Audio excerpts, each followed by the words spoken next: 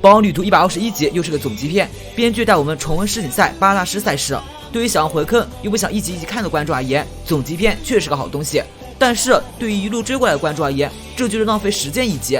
开头介绍一下世锦赛8大师参与选手，首先是一轮游的4位，分别是艾南、阿杜、爱丽丝和大雾。击败这4位晋级的分别是丹帝、卡罗莱、竹南和小智。接着官方十分引战的放出了晋级的4位8大师的6维图。丹帝这个空降最强冠军本就有大批观众不满，结果这个6维图再次引发了舆论。先来解释一下6维图里的数据，分别是攻击、防御、速度、意外性、经验值和战略。前3项应该是训练师手下的宝梦，不然训练师本人的攻击速度对于对战而言有啥用？后3项也挺简洁明了的，丹帝全部满线，旁白还不忘提醒他就是绝对王者。接着是大明星卡罗莱的6维图，防御和战略拉满，其他4项按照满格5星来算都是4星，属于稳健型选手。战略和防御在之前和阿杜对战里也有体现，让冰野巨龙先开墙掩护队友，当对手无法激活自己的赖9时转手围攻，将阿杜轻松击败。总的来说，卡罗莱6维比较合理。第3位考古学家竹安的6维图也来了，令人意外的是，竹安的攻击、防御、战略和经验值是满的，速度是4星，意外性却只有3星。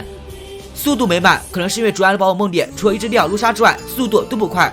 至于意外性3星，我觉得给低了。没听过以不变应万变的说法吗？终于来到了小智的6维图，小智的6维图就很让人引发争议了。小智宝梦攻击速度是满的，小智意外性也是满的，但小智宝梦防御只有3星，我觉得不对。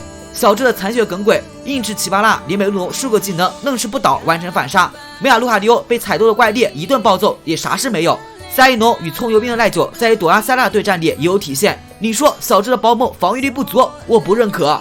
再就是经验值和战略全是2星，8大师4强里除了小智之外没有人是2星的，小智还占了2项，经验值不够确实。小智一个10岁少年旅行20年达到4强，比其他人来说经验值确实差点，战略2星明确说明了小智就是个莽夫。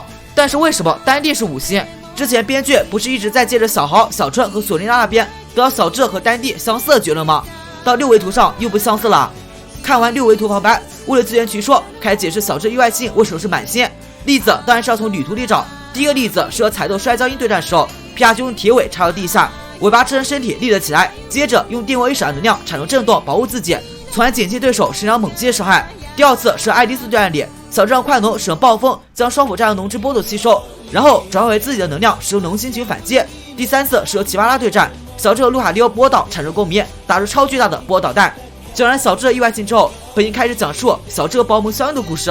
耿鬼原本是其他人的宝梦，他的前主人觉得他晦气，将其抛弃，突然约定了他在樱木营人所里整天搞破坏，最后被小智救赎，成为小智的大将，还得到超级巨化。加拉大葱鸭是小智路边抓的，他以葱大师为目标不断变强，虽然我们至今不知道葱大师和宝梦大师具体是啥。期间他在 XY 钢铁王叶卡那里修行过，在与李豆的艾罗雷朵对战中进化成葱油兵。到这里本集就突兀的结束了，小智其他宝梦经历压根就没讲。